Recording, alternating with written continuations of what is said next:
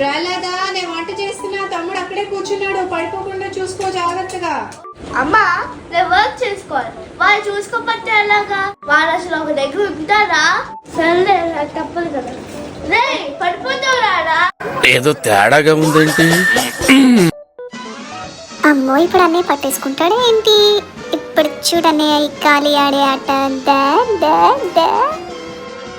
నీకెంత ధైర్యం ఉంటే నన్ను కిందకి దింపుతావు అన్నయ్య, చూసుకో.